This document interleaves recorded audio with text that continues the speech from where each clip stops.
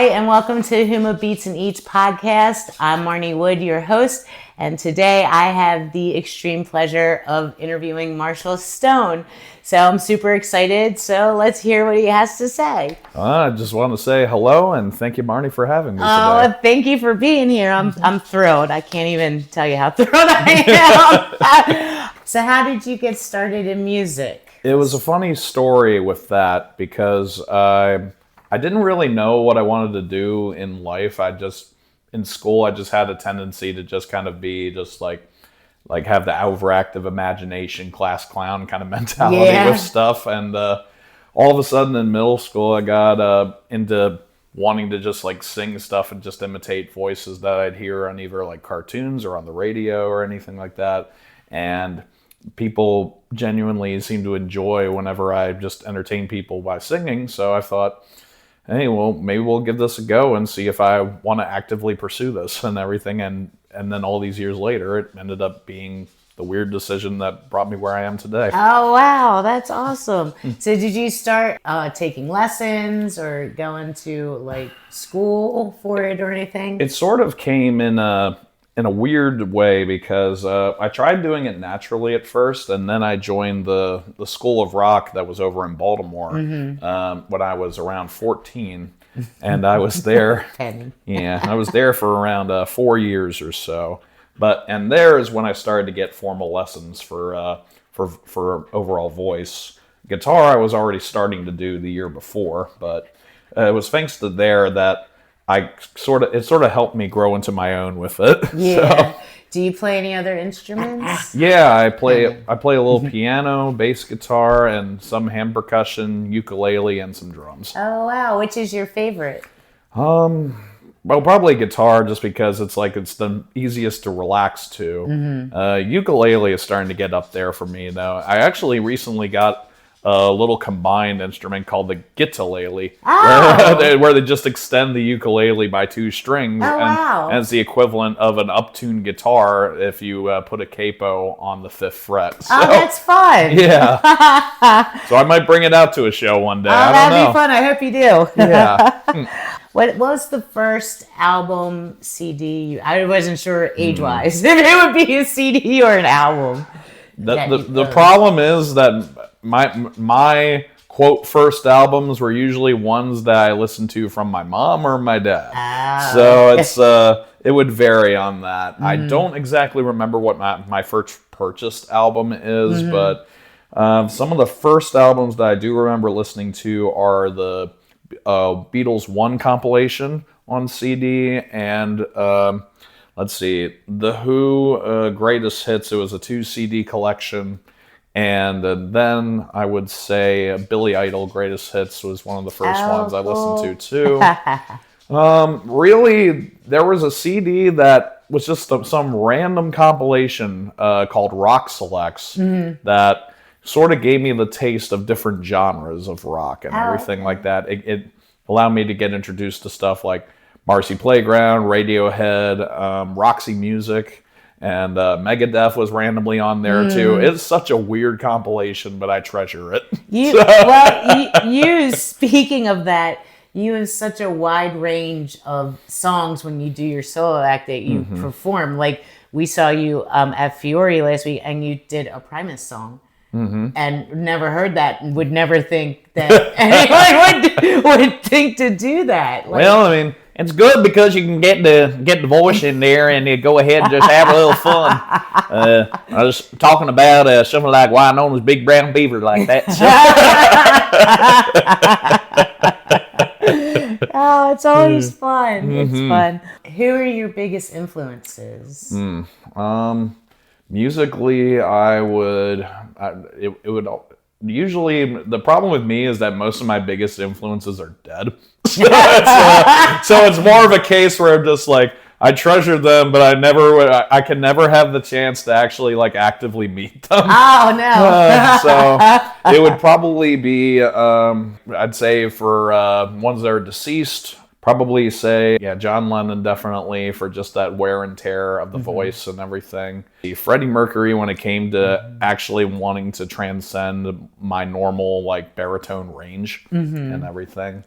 And then for ones that are alive, I would say Robert Plant, Steven Tyler, and there's a little bit of John Fogerty in there, at least over the years it's come to be. I don't know if I really ever thought about that when I was first listening to CCR, but definitely, like, as I got older, I think it was around in my 20s that I finally started to kind of appreciate those songs a lot more. Did that influence your choice to join LODI? That was interesting because Paul, or the drummer, had met me when I was performing over at Green Turtle in Abingdon. And it was just a case where he had heard me cover some CCR songs by request, and then one that I just actively liked to play.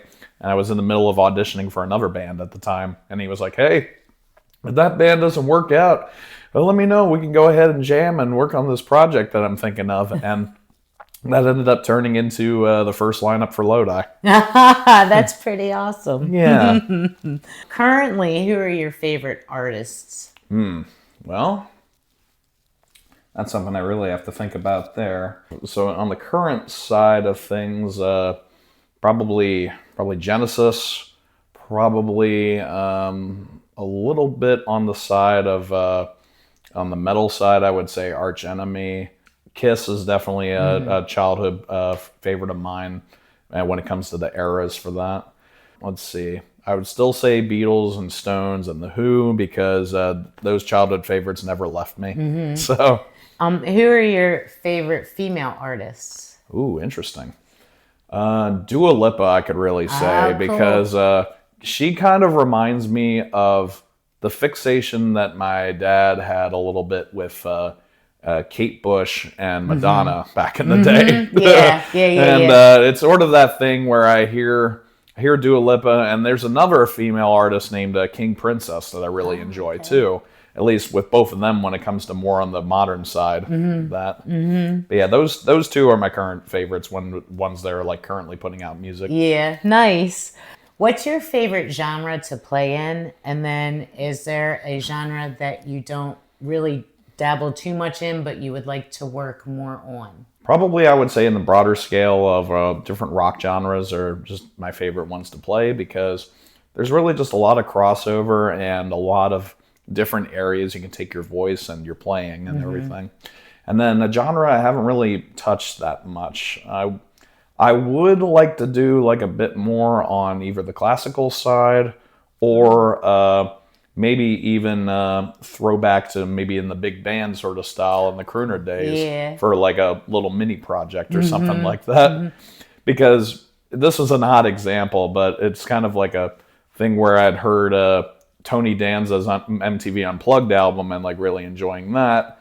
And then hearing Bob Dylan try to take a swing at some Frank Sinatra songs really had me in a loop for a bit to where I thought it was like, maybe for like one-off night or recording, I could just go ahead and be the crooner types that you would hear whenever you hear like 101.9 play all those different Christmas songs. And just have it, have a holly jolly Christmas for that stuff. So, and just go mainly for those like bellowing types like that. Yeah, like Dean Martin. Yeah. The Rat Pack. Yeah, just go in a Rat Pack, nostalgia sort of name like that. That would be fun. I like big band stuff. That'd be fun. My hair would probably be slicked back with that. You wear a tuxedo too. Yeah, I would for that.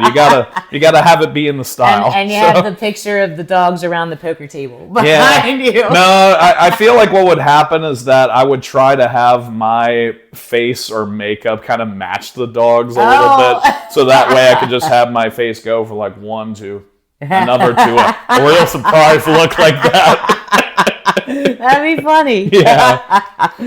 You travel all over to perform. What are some of your favorite spots to perform and why? All right. Well, I would say Flood Zone over at Union Bridge is one of my favorite spots because it's a good little hub to where not only I can see just like a bunch of people through the Carroll County side that I've come to know over the years, but also it's one that my parents will actually drive to as well. Because the thing with my dad is that he and my mom both support me a lot when it comes to this this avenue that I've chosen over the years. And but the thing with my dad is that he'll only go so far when it comes to driving. So, which I completely get. I'll probably get like that too in about, I would say, 20, 30 years. Yeah, so. It slowly edges that way. Yeah, but yeah, I'd say like for now, I never mind the travel, but yeah, that's for when it comes to flood zone. My dad will be like, yeah, we can drive there, and then he'll just spend time there. Yeah. What are the music scenes like where you play most? Like you play Harford County, you play a lot in Pennsylvania. You play a little bit in West Virginia. Yeah. So what are the music scenes like? How are they similar? How are they different? So on the similar side, there is a sense of community. I noticed that the most with Harford County because there is definitely a sense of union where people like want to come and support each other and everything through the bonds that everybody's made. I would say Christian Owen and a couple other like pages that he's done, like the HOCO page on Facebook, definitely helped that out. It at least creates a sense of union on there, and just being able to be like, hey, if you're off and you want to see this guy, come there and all that. So it just helps networking and everything. Yeah. And then with Pennsylvania, it really just depends on where you go, because where I live in New Oxford, it's sort of the hub between Hanover and Gettysburg and even Dillsburg if you really want to go a little up north. But or south. Somebody will probably correct me on that. But not me. I'm geographically challenged. Me too. So that is probably going to be a thing people say. So, but yeah, for when it comes to that area, we tend to run into each other a bunch when it comes to just either being out and about, just doing just normal stuff that doesn't have to do with music, or we won't be able to run into each other unless somebody has a day off or they have to cancel or something, and they'll be like, oh, hey, it's good to see you. It's like, I know you're busy. It's like, hey, I know you're busy, so it's all good. And then if you go up to the central Pennsylvania side, there really is an awesome sense of community over there, and it's the Central Pennsylvania Music Hall of Fame that's helped that from doing these award shows that they've done by bringing the community together, bringing the spotlight to acts that may not have been able to like have that national spotlight before, and also just being able to like open up the genres and people that just want to be able to just do a lot for either the community or to just kind of just do more with themselves, whether it's musically, production-wise, or whatever. It's everything is all in different art forms. It's just like a wide gate that opens up for it. So it's just a nice little thing there. West Virginia, I don't have as much experience with because I only play in one central area, and that's around the Martinsburg area. But from what I've heard, like they have a nice sense of community. I always hear good things about the hard rock and metal community over there with like trying to help each other out band wise. And it's kind of similar to what happens with the Pennsylvania side when it comes to networking with different bands, projects, and trying to help out the community and different like charity work and all too. Yeah. So you've been playing since you were 15 out? Yeah, that would be with School of Rock. So how has the music scene changed for you over the years? There's definitely more of an emphasis of just trying to cater a lot more to just like wide ranges of people. And that's one of the reasons why I just decided to switch my set lists to just kind of just do open requests for people, because you want to be able to like see how many people you can affect in a positive light.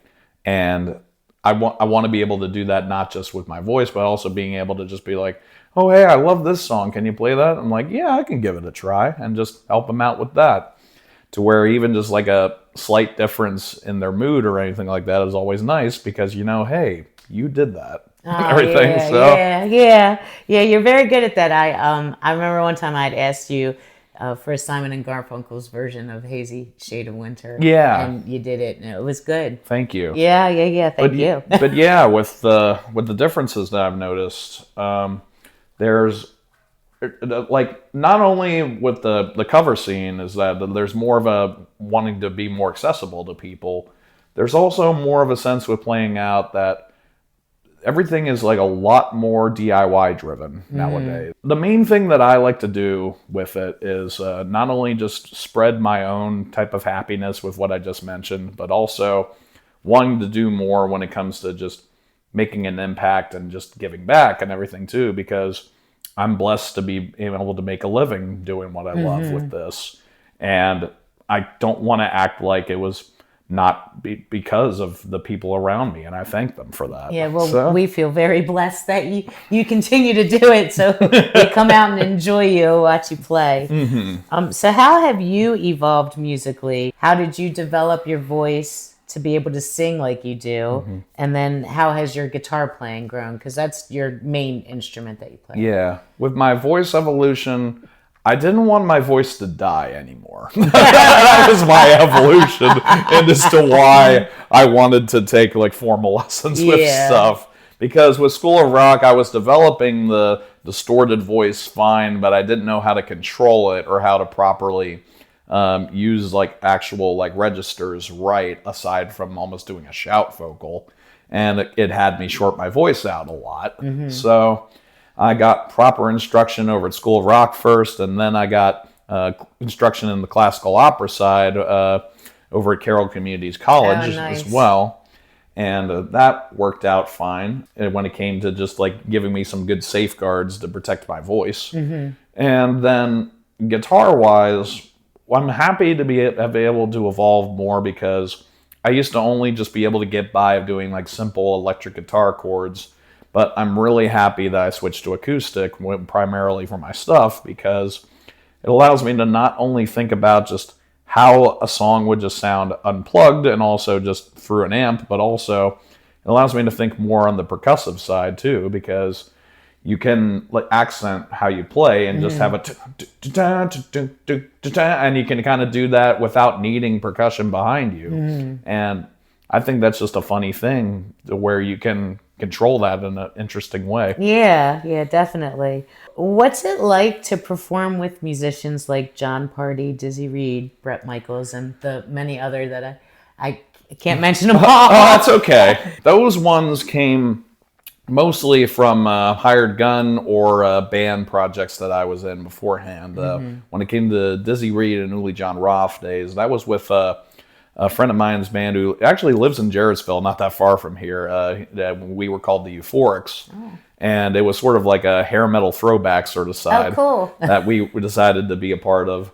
And then it was, I think it was, one was at the Wrecker, where we opened up for Dizzy Reed, which is a Guns N' Roses keyboardist. And then for Uli John Roth, that was at a place, I can't remember the name anymore. It was in White Marsh. It was an old venue that I think closed up at about 2015, 2016 or so.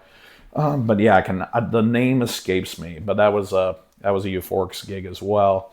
John Party was a solo one, and that one came from entering a thing called the Launch Music Conference. So you can just submit what you have when it comes to your information, your socials, your originals, and then you get selected, and you can get randomly placed in some different venues. Oh, neat. And there was this one venue that was opened up in Lancaster for a long time called the Chameleon Club. And I got chosen to open up for that. I got to open up for a really awesome crowd. I did not expect there to be that many people.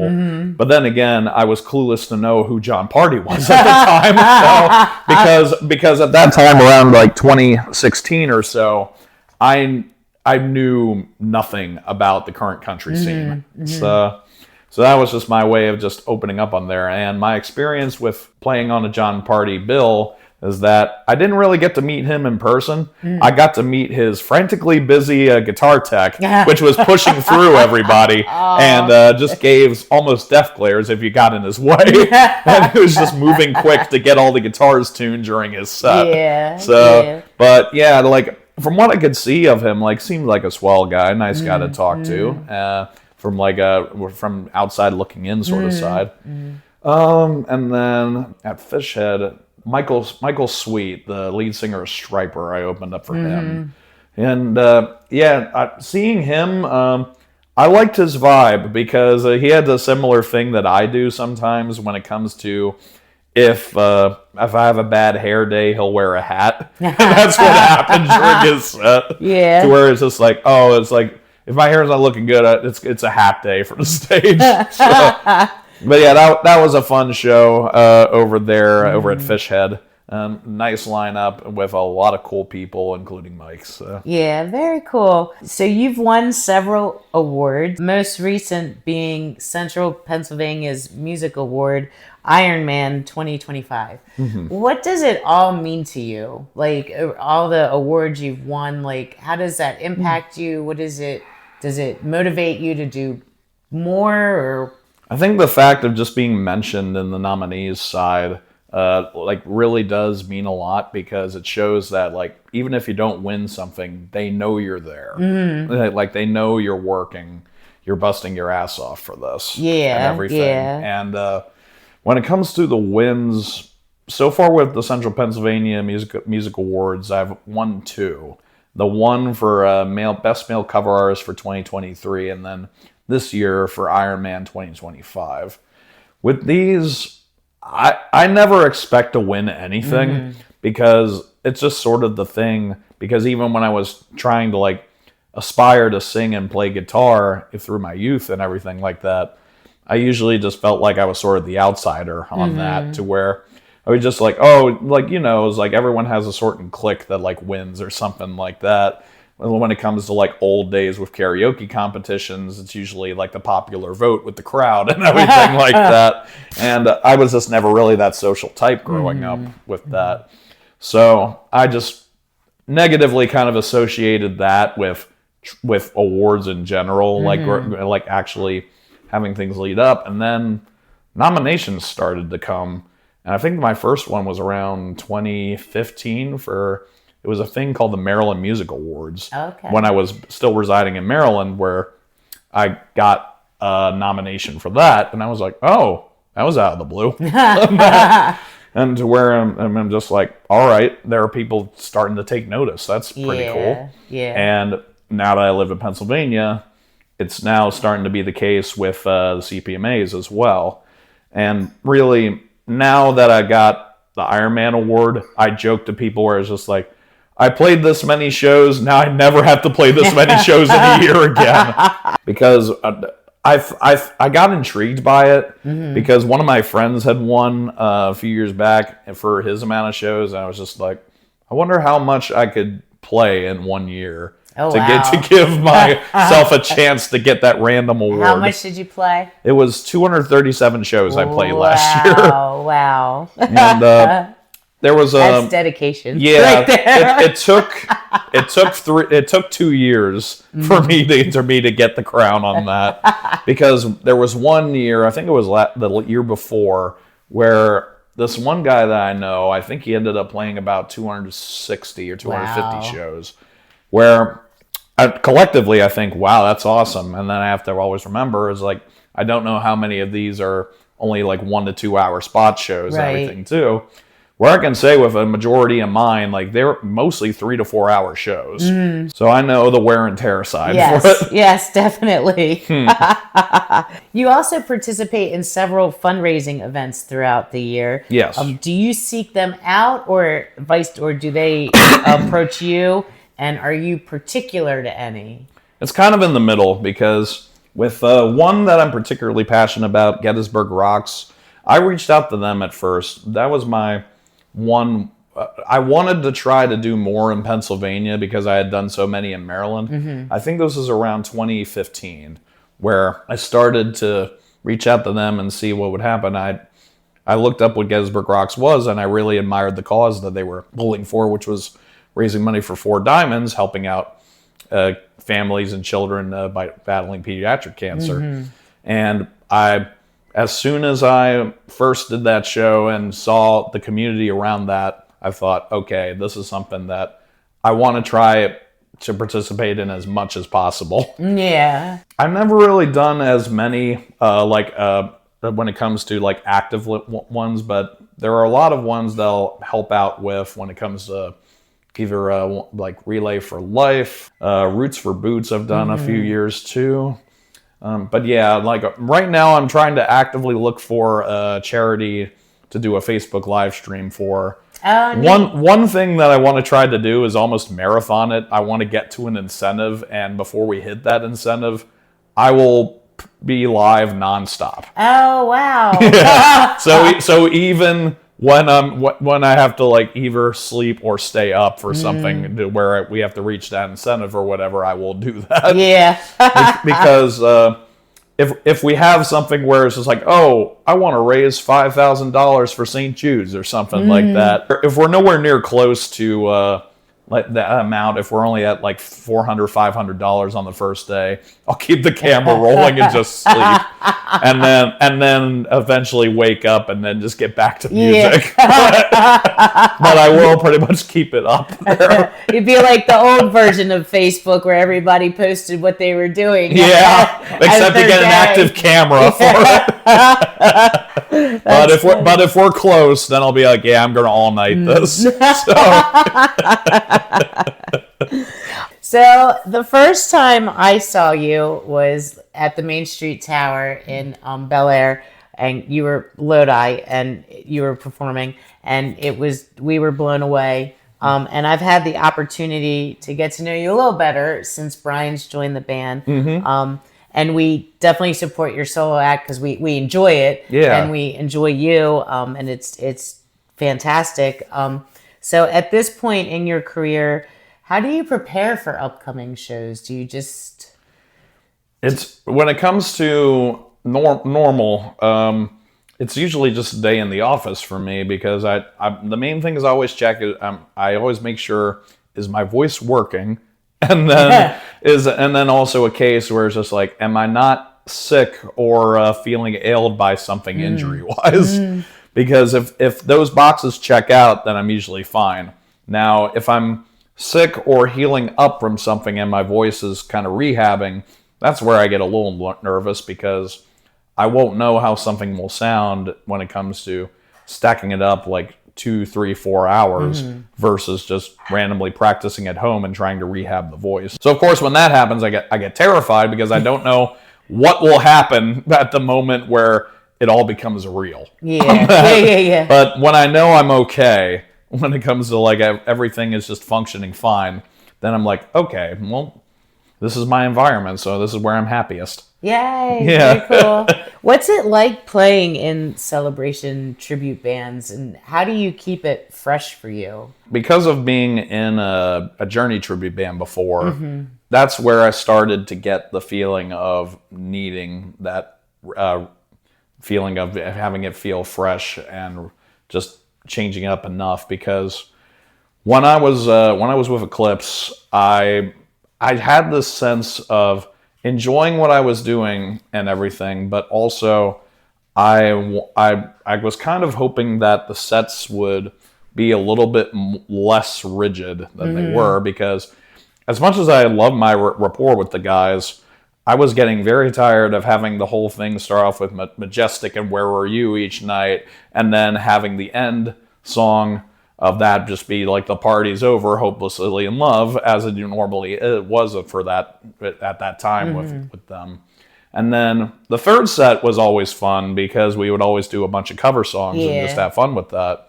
And I think being able to do that and sort of have LODI open up and do some of those songs in their set as well has given like a bit more of a feeling of this not feeling like the exact same thing. Like it doesn't have to be like a dedicated tribute band, because I realize we can be flexible. Right. Yeah, because we have the full band show, and when it comes to the 4 hours stretch, but then we're working on the tribute show where it is just strictly either CCR, John Fogerty, or just CCR. So it's just nice to be able to have that feeling of just having everything just relaxed and just be in different forms depending on the venue. Yeah. What did you do during COVID, and how and where did you start venturing out again? During COVID, I ended up, this was at the time where I I was auditioning for this one band, and then I met Paul because this was actually when that was happening. It was a month before COVID actually hit, and then when the shutdowns happened, we were all still orchestrating how we were going to practice and everything like that too. So while everybody was shut in, LODI was working behind the scenes. We were obeying orders. We were doing 6 feet apart from everybody when it came to practicing and wearing masks and everything. But yeah, LODI started basically during a time where there was just a lot of fear going around because nobody knew what would happen. Like, it was like, is there a cure? Is there a vaccine? Nobody really knew for sure. You had the he said, she said for that. Right. And ultimately, we just decided, hey, we love playing music, so we're still going to play music anyway, even if there's no venues yet. Ultimately, things started to open up for myself. There was still these people that wanted to have these parties, even when the shutdowns were happening. So I was still playing a few private parties here and there while the venues were still closed. And then as summer hit and restrictions were lifting, that was where things began to open up more, and I did stuff close to home around Hanover because there were outdoor venues for that. So really, shutdowns at least helped out. It helped flesh out LODI to help us become tighter as a unit. So. Yeah. You seem to get new followers all the time. What is that like for you? I basically just tell myself, hey, welcome to the unpredictable show. Like one show, like each show is different, and I basically just call it welcome to the roller coaster.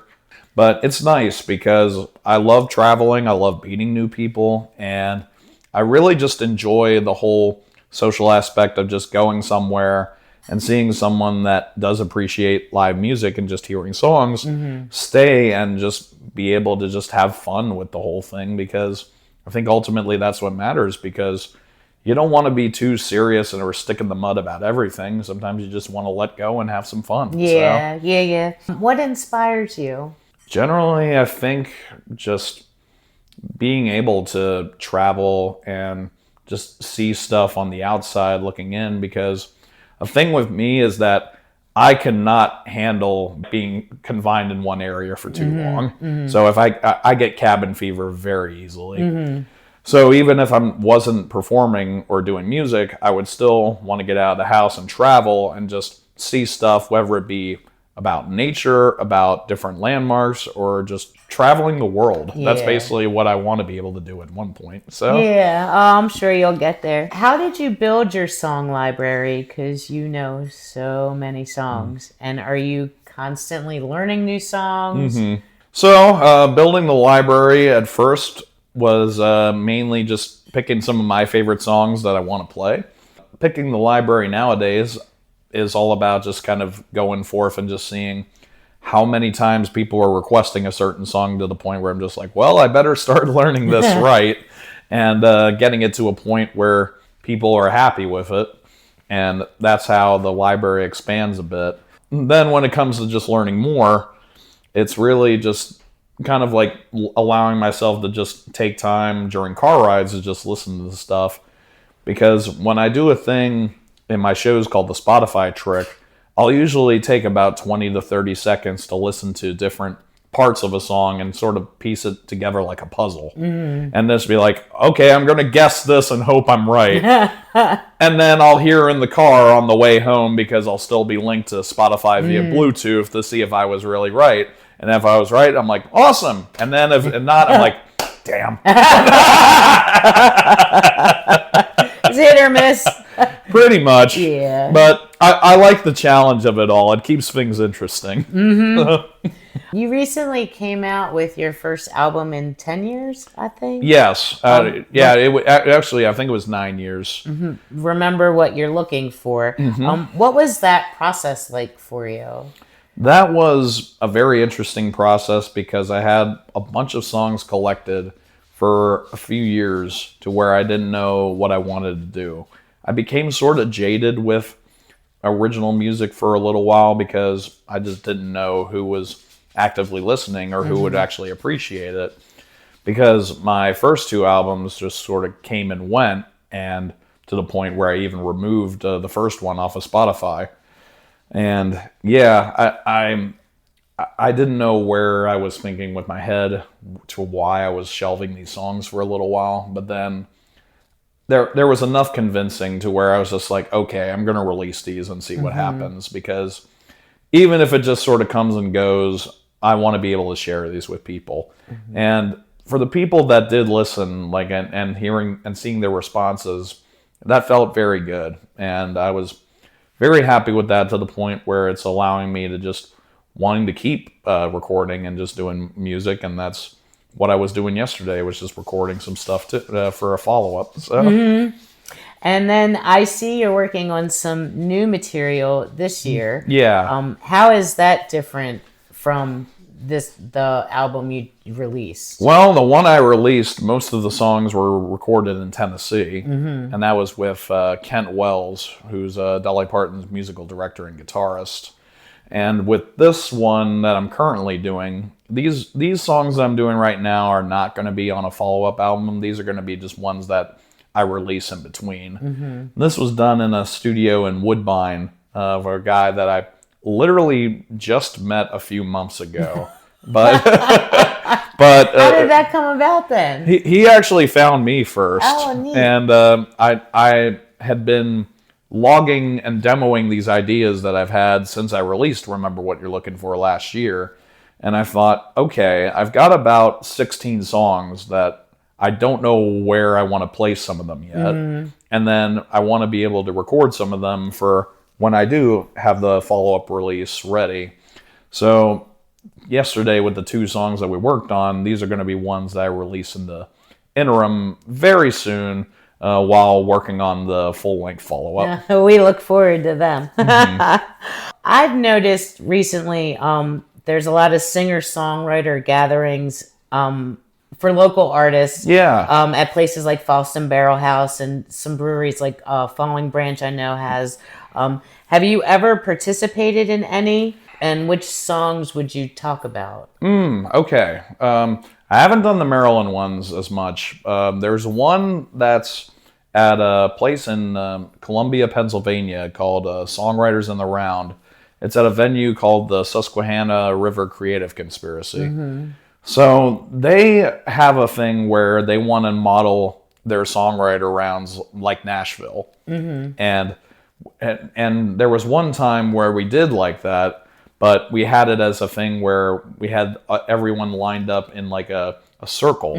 And it was just sort of a thing where we had the audience just wrapped around us, almost like a Elvis comeback special or an MTV Unplugged concert. And that was a fun time. The songs that I would talk about if we did another one, the other ones that we've done since then have been on the normal stage. But I want to be able to talk more about Probably Everyone Is Gone. I'm trying to think of some other ones, but I Can Smile is pretty specific, so people know about that one. And it's really just the ones that people think of these titles and just the nature of just being like, where did this come from? Like An Everyone Is Gone or Who Is Out There? And I think, like, what headspace were you in when you wrote these? And then Remember What You're Looking For with On and On being the track that references that.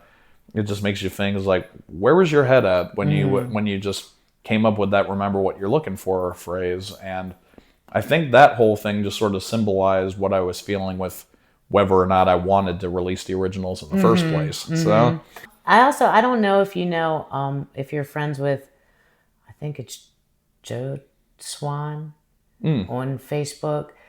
He's starting a Harford County Spotify playlist for original art, like original songs. Nice. And he wants people to submit like 3 songs at the most, because he doesn't want like a ridiculous, like where you have like 20 songs and someone else has 4. I haven't heard of that yet. I'd be happy to submit that. I'll forward it to you then. I'll send you the information when I look it up. That sounds good. Yeah. Okay, cool. What's your favorite song that you have written thus far, and why?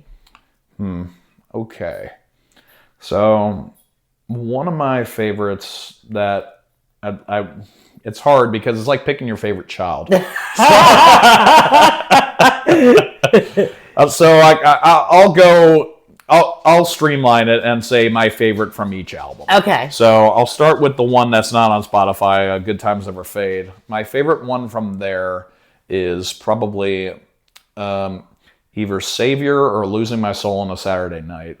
Savior is more of a case where people can look at it as sort of does it have religious connotations? Does it have like atheist connotations or just believing in yourself? Mm-hmm. It's everything, because it kind of goes with my own beliefs to where I believe in a higher power, but at the same time, you can't just act like you're nothing as well. So that's why I think you can live in a world where you can be the best for yourself and for what you believe in and the people you believe in around you. Mm-hmm. So that's what Savior is when it comes to that theming, and that theming is one I'm very proud of. With Invisible, I think Suede is one of my favorite songs because that came after a breakup that I had while I was traveling to Nashville. And that one came in a dream because I was literally symbolizing and had images of what eventually came to be the narrative of that song. Mm-hmm. And as soon as I woke up from that dream, I was just, all right, I'm going to record a little bit. And it ended up being like the first verse and chorus from that song. So it was just a fun thing that happened there. And then with the current album, Remember What You're Looking For, I'd say my favorite song from there is Everyone Is Gone, because I'm the type that likes to do story songs a little bit, and it kind of allows me to just think, what would happen if I find myself like in a wasteland where I don't know what happened? You just wake up when you're just dreaming after a normal day, and then all of a sudden everything around you is just vanished and turned into like a wasteland and everything like that. and you just don't know where to go from there. And then it's literally just narration of just being like, what is happening? Like that. What's going on? Yeah, exactly. Where'd everything go? And so, yeah, that's basically how that one came up. So. What do you think is the best song you've written and why? I don't think that's your song. No, it is not. And I can say this, and not necessarily have it be my favorite either. Yeah, that's why. And it's like one of my favorites that I have written is one that I wrote while in college, and this is the one that's on the album. It's called "I Think I Miss You," and that's one where I just looked at what was happening with like late 2000s alternative rock at the time. And then I was literally just writing about a long-distance relationship that I had at that point. And it ended up just transcending and just evolving into something that I thought was very beautiful. And I wanted to put in an official release of mine at some point. And thankfully, I was able to do that with this recent album. And even if I do have a love-hate relationship with it sometimes, it is probably one of my favorite songs I've ever written. You recently performed in a musical, School of Rock, through the Music Box Theater. How did that come about, and what did you like most about it? And is it something you would consider doing more in the future? That came about from a friend of mine named Miranda. She checked off a thing where she was going to audition for it, and I had seen her at a show where they did You're a Good Man, Charlie Brown over there. And I thought, it'd be kind of fun to work together in like a little theater thing and everything. So I signed up and did the audition, and I ended up getting cast. The whole thing was, and they can even say themselves that it was a very abnormal production because everyone ended up getting sick during the first weeks of the rehearsals. And some people were still sick by the time that the show happened. So it was definitely a case where there were some good days and bad days when it came to attendance, because there was never a day where we had any of the cast, where we had the full cast there, because there was always 2 or 3 people that would be gone. Obviously different ones at a time, but yeah. When it came to the shows themselves, I'm very happy with how they went, especially with the circumstances. Yeah. Would I ever do it again? If I had enough notice, probably. Because the problem with doing stuff like that is that you have to clear your calendar enough. Yeah. And thankfully, by the time that I signed up for this, I only had 1 show to clear for that, and that was not too bad to get, But yeah, I'll probably wait a little bit before I try something like that again. But it was nice to be able to get back and do a little acting in there. Yeah, and it's fun to see something different. Like, to see you in a different environment was fun. We enjoyed it. We thought it was good. Thank you. Yeah, of course. You also recorded an audiobook. What was that like? And is that also something you might consider doing again? So the audiobook is not quite done yet. Basically, what all that's really happened with that is I've recorded a little bit for the trailer for it, and that's more of I believe they're doing a Kickstarter campaign for that. Oh, okay. So as soon as we know what's happening with the Kickstarter, then we'll be able to see how much more we can record or if it will really proceed or not. But so far, with being able to meet like all the people, all the faces you would put to these characters when it came to like table readings that we had, those were fun because sometimes we were just making each other laugh that much. Yeah, I'd imagine. But yeah, it's a case where with one of my musician friends that was cast in there too, there were literally just a case where I went up to him during a reading and I wanted to just have in sequence both of us like shouting, "Look out!" and having us have the most bewildered look ever with that. So. I had more of just like a fun improv idea for that. So I'd imagine the outtakes of if they if they did record the reading, like that they would be pretty funny. Yeah, probably, because I think it made like half of the room laugh on there and break character. Yeah. Would you like to do movie voiceovers? Oh, I would love to. Yeah. Yeah, it's just one of those things where I talk about how I was wanting to do like impressions of like cartoons and everything to where it would just be nice because like eventually you just have that thing where you can just go from like different voices to another. I joke about this in shows to where I'm like, "Oh, hi everybody," for a little Mickey voice, and then it's like, "That's a good one, isn't it?" And then all of a sudden you have some Looney Tunes voices with Yosemite Sam. "Oh, Conforta, I hate that rabbit." For it, and then with like a Gollum sort of voice, you have a "But Smeagol, that's the precious. He hates it. Yes." And he's like, "What's going on? I don't know who all these people are. Yeah, that's not the person I met." And then I'll get inspired by stuff like in Living Color as well when it came to Jim Carrey's characters, where it's like, "Nice to meet you, folks. Fire Marshal Bella here." For that. Yeah, it's like stuff like that where you can just have fun with it. Have you ever thought about creating your own character? I have thought about that, but then I think I break characters so much that it just wouldn't be really fun to do unless I actually film it and do skits with it or something like that. Yeah. So it'd be something where there's a content creator on YouTube named Tom Grossi who makes his own little characters based on football fan reactions to stuff, where with the Washington Commanders, he'll have a pretty much a hippie stoner character by the name of Wildflower and be like, "Oh, hey there." It's like, "Dan Snyder's gone? Well, this is a good time to go ahead and have a little puff of freedom." You should do child storybook reading at the library. Oh, that'd be fun. They'd have a ball. Yeah. They would love you. And then, of course, you have some ones where it's with different New York teams like the Giants and the Jets. One's named Bruce, one's named Springsteen. And they just have a little that New York accent. I can't do it. But they'll have a stereotypical New York accent to it. That's fun. funny. Yeah. What was the best musical advice you received?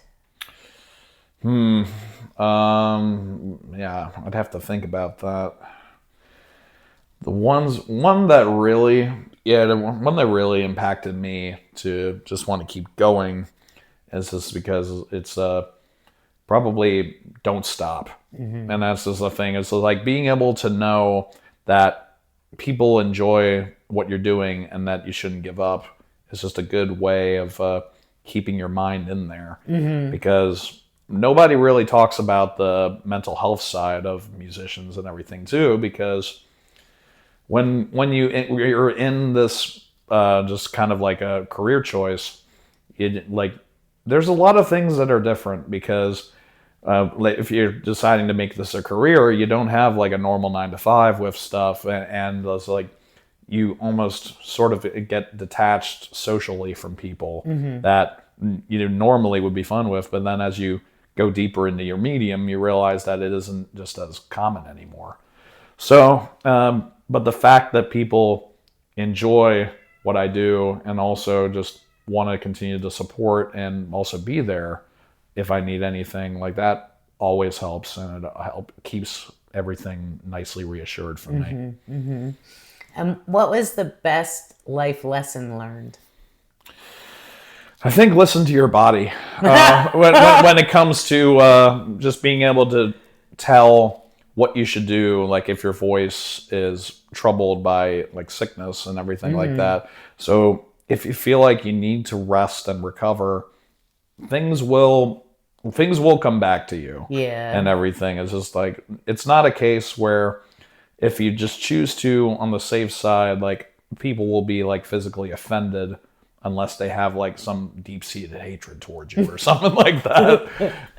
But yeah, that's the sort of the thing, is just like everyone understands that like the body isn't invincible. So it's just one of those things where you got to look out for it, because if you don't listen to your voice or want to be able to rehab it, if it's sick or damaged, then you're risking some really permanent damage you can do to yourself. Right, yeah. What advice do you have for up-and-coming musicians? I'd say continue to find your way, because you don't know what happens unless you decide to go for it. But the thing I will warn is that it does not happen immediately when it comes to just being able to like stack shows that you'll be able to like have all the time, or being able to get great at your craft, or being able to have the stamina to be able to do like an hour or even 2 hours or even 3 hours. That doesn't happen immediately. You want to be able to do what you can to train yourself, to coach yourself, to be able to work this. And if you know you can do it after you've given yourself that amount of time, then yeah, absolutely. Keep going, drive however you want to drive, and yeah, just do the best that you can for the people around you. That's very good advice.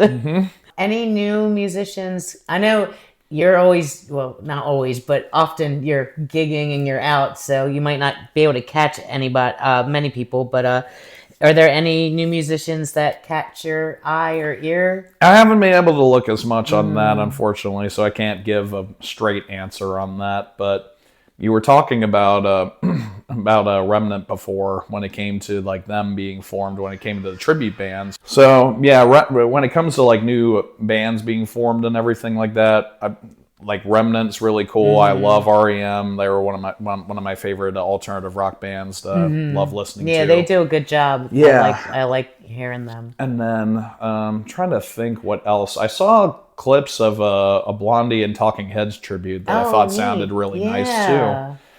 We saw a clip of Strange Brew, the Cream. I saw a clip of them too. They were decent too. We enjoyed that too. Nice. Who do you enjoy collaborating with? Well, there was a man that I collaborated with a lot out of high school and into I'd say around 2016, 2017. His name was Leland Sloan, and he and I did a project together called I Don't Trust Robots. And this ultimate precursor to AI. Yeah, it could have been, because unfortunately he passed away before AI could become what it is now. But yeah, I feel like looking back on that music, I'm just like, he probably wasn't that far off with his concept on that. Probably. Well, since primarily LODI is the only like band I play with right now, really is the guys in there when it comes to Brian, Rich, and Paul. I enjoy just bouncing stuff off of them with it. And then there are people that I play with sometimes in duos. Hand drummer / drummer extraordinaire named Todd Atkins. He's really cool. And then there are some singers that I really enjoy singing with as well. One that I met through an open mic in 2011 named Shelley McCarthy. She is pretty much a industry vet when it comes to performing with almost like Joan Baez sort of delivery with her voice. So yeah, she has a great range with her stuff. And then on the recent side, I had performed some shows with a up-and-coming country singer named Faith Noel. And she's really done a lot to put herself on the map. And I think she started taking this seriously during COVID and everything too. So in a period of like 5 to 6 years, like she's really come along nicely. And then there's someone I'm performing with right now named Molly.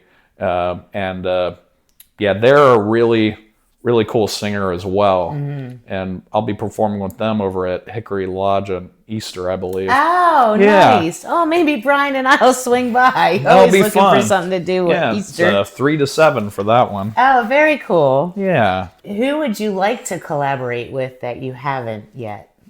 I've got a few Central Pennsylvania people in mind for that when it comes to performing for a new album I'm thinking of. But when it comes to shows, there's one guy that my friend Wanda and I will always talk about just having a show together, and it's a guy named Tommy B. He's really cool. He does a lot of 12-string finger picking. Oh, neat. And he'll also do some nice stuff with looping as well. We actually did do a mini set together over at a place in Shermansdale called Shermans Creek Inn during one open mic. And we thought, yeah, it would be fun to do a little show together. We just haven't got anything straightened out just yet. Oh, so, well, I hope you do. Yeah. I know you touched a little bit on traveling, that you like to travel. But what are some of your interests outside of music, like that help you have during your downtime relaxation? With me, it's like I love being able to just write and just songwrite, and also just having fun with different stuff like computer games, video games, and all that. So there are fun little party games that I enjoy playing with people. There's this thing called the Jackbox Party Pack. Oh yeah, that's really fun. One of my favorite games on there is Quiplash, to where you can answer these prompts, and the prompts will pretty much go head to head against each other, and then the audience and your current players that you have can vote, and then it'll sway like which one gets the points on that. And you have to answer like the funniest / craziest / like inside joke kind of answer with stuff. But yeah, and then there's this one. There's one Jackbox game that's based on the presentation game that's really fun, and kind of breaks the ice if you're not really good at giving speeches. Oh, okay. So you get ready to give a speech, but someone will randomly pick slides and pictures that have nothing to do with it, and you have to try to pivot and base your reactions on that. So just like all of a sudden, let's just say you're talking about. And here's the thing, the prompts are chosen by the other players. So they can be a thing where you have to take this as seriously as possible, no matter how weird the title is. and then you just see where it's just like, all right, so here's what I would say when it comes to giving back to the wildlife. So we have to go and look at these, and then the picture will appear. And you'll just see maybe like a a horse mask on top of a log stump or something like that. Yeah. So we have to give back to the horse trees. The horse trees really are the best that we can give for our community because we need to water them, and that way they can sprout out new horses. That's fun. Yeah. How many people play it? I think you can have up to around like 16 players or something. Oh, wow. That's a nice little community. Yeah, because you can have some played by controller, but you can also link to the party room on your phone too. So you can control it on different mediums. Oh, nice. Yeah. What was the most exciting event you performed in? All right. Oh, one of my favorites would probably have to be... with Eclipse, we actually did a show where we performed for the solar eclipse that was happening neat. in 2017, and we road tripped from Sunbury up to Missouri, where it ended up being. It was So what happened is that it was Mike Lambros, and it was. And then it was the current sound engineer, like the sound engineer at the time for Reagan years, who's since passed on. We basically, it was me and the bass player Walt. We were stuck in a car together with them, and had to basically sleep through while they pulled an all-nighter for that. Being over there was a fun experience because we got to be a part of a whole like centered event where there was like a couple thousand people that were there. Nice. And you had various things like drum circles, tribal sort of openings as well, and also just like a normal band that happened like before us. And then there were like a lot of vendors everywhere, but we were performing in this amphitheater. That's cool. So that was really cool. Yeah. And then we were performing right after the eclipse happened, so I put on the glasses to make sure I wasn't affected by anything. And then by the time we were on, some of the people had left, but the people who stayed were really cool. Yeah. Oh, that is exciting. Yeah. What was your scariest moment on stage? It had to be one of the times where my voice blew out, I think. And I would say there was one in 2017 or 28. I can't remember. It might have been before Eclipse. I think it was 2015, where it was at a venue over in Thurmont, and I was singing fine, and then all of a sudden I couldn't get past a certain tone, and that really scared me. But that was probably the lowest I had felt at that point because I didn't know what would be happening with my voice at that point. And then we'll get to one that was scary for a different reason. So one of my friends, where I was in a improv, sort of like rockabilly group called Los Swamp Monsters, we decided to do a duo show in near Ocean City, and we were just having fun jamming on some songs. And then all of a sudden, the cops came in. Oh no! and there was like a little like beat down that was happening before the cops came in and taking some people away. That was on the scary side. Yeah. That was probably like the most dramatic thing that happened at a show, because anything else, I mean, you were there the night of the School of Rock where the fire alarm happened. Yes. There, that was a little freaky. That was a little freaky, and then to give context on that, the first night of the School of Rock musical opening, we were all prepping and getting ready in our little green room area, and then all of a sudden the popcorn machine caught on fire, and everyone had to evacuate before a curtain and it happened. Was chilly. It was chilly out. Very windy. Some of the kids were a little freaked out, and then others were just having some fun, like doing little games and just synchronized dancing with each other and just keeping each other warm. It was just like, all right, cool. Everyone's mostly just keeping their heads up and everything. So that was really nice to see. It worked well. It worked out well. It did. Nobody got visibly affected by it too much. So, what was the funniest moment on stage for you? Oh man. Everybody usually has several. It was hard to pick. Yeah, I don't know, there had to be a few. Yeah, so one of mine would be a case where I was this. I think I have to go back a little bit. This was actually for like a karaoke thing that I was doing, and there was this one guy that I think was like a drunken Navy sailor. Oh no! And he was just like talking to me like I was somebody else. I think he mistook me for someone else, and was just like really pumping me up and having some like fun and everything. And then all of a sudden, like as I was singing, he was having fun, and then he just passed out. Oh no! It was like no, it happened at like a blink kind of moment. It's like yeah, and then, That's funny. yeah. That is funny. I thought you were going to say you broke out into that Irish song with what would you do with a drunken sailor? I don't know the lyrics, yeah, right. That's what I was thinking. No, nothing like that. That's a funny story though, because I actually have a quick little funny story about my Sure. father. They traveled to London and years and years ago, and they're not heavy drinkers. But he had it was after the flight, and I guess they had gotten settled, and then they went out to a pub, and he had a Guinness, and he was drinking, and then all of a sudden his face fell forward, and he like because he was tired because of the jet lag and everything, and the beer hit him, I guess, and it was funny. So yeah. Here's one that happened while I was busking in Tennessee. So I was performing. I saw her standing there by the Beatles, and then this guy was just watching me as he was like passing through, and then he came up to me and tried to put his own cigarette in my mouth as I was singing.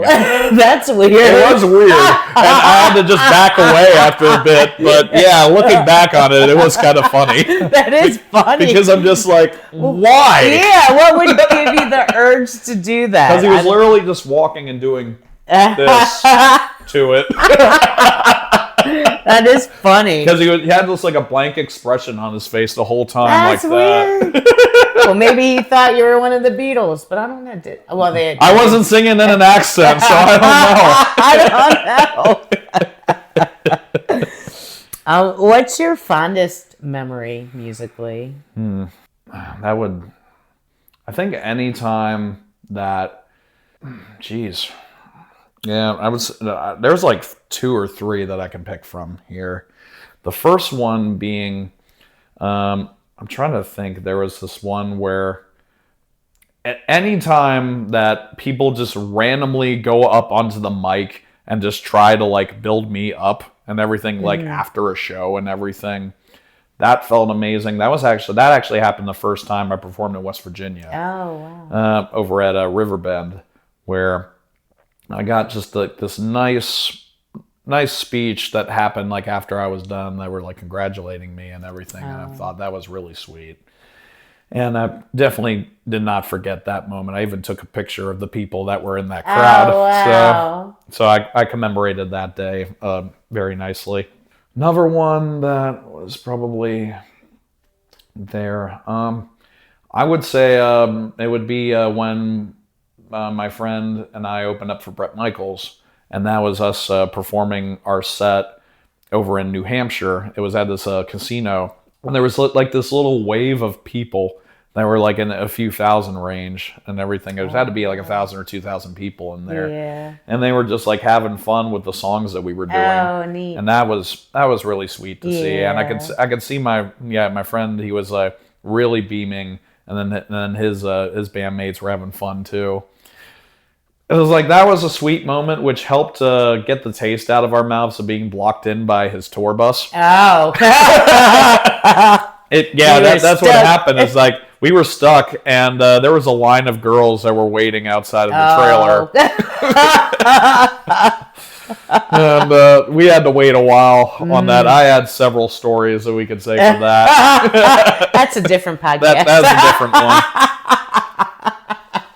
So, what about a most heartwarming that isn't necessarily like about you? You know, Yeah. like. I think just being able to, it was one of the Gettysburg Rocks that I did, and they ended up getting one of the patients that was one of the poster children for Gettysburg Rocks in there, and just being able to like speak and be very appreciative of what we were doing and what we were given back for. That's one of the things that helped solidify just being like, okay, I'm definitely in for this cause and for helping out everybody with that. And that's happened on more than one occasion. Like every time that's happened, like I try to stop and make sure I can hear what they say, because it's all really sweet and touching. Yeah. What more would you like to do that you haven't already, and what does the future hold for you, do you think? I want to be able to do... I can talk about this vaguely, because I want to be able to see if I can materialize it. I want to be able to do something that can combine my love of sports and my love of performing as well into like a travel marathon or something. Oh, wow. That's interesting. So I want to be able to see what I can do in order to make that happen. And then for the future, I want to be able to write more when it comes to original music, and I want to be able to do a proper tour, I think. Because I know people say it's like, oh, touring like loses money and everything. I was just like, I want to be able to just do stuff to where I can actively just travel and see more than just the few states that I know. So, yeah, that would be awesome. Because I just want to be able to put myself out there. Do you have any last minute thoughts or anything you want to share? I can't really think of too much. We covered a lot. Yeah, because I get kind of an open book sometimes when you really really just get the issue up there. So, but I just want to say thank you for having me, and I'm really appreciative of you spending your time with me today. Oh, thank you. Well, I appreciate you giving of your time for me on this show. So, of course. Yeah. All right. Well, be sure to check out Marshall Stone with Lodi or solo act or whatever he's doing. We'll post and show and say what's coming down the line. All right. Thank you so much. Thank you. All right. HUMA.